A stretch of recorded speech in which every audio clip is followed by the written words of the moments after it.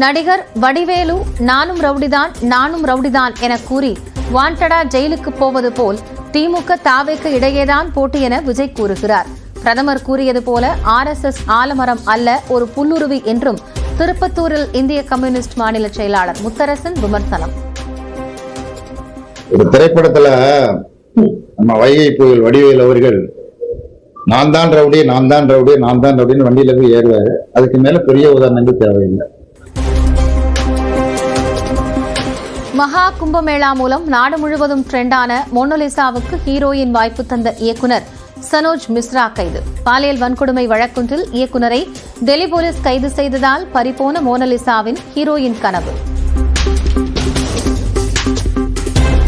Sundar C இயக்கத்தில் நடிகர் வடிவேலு நடித்துள்ள கேங்கர்ஸ் படத்தின் ட்ரெய்லர் நாளை வெளியாகிறது.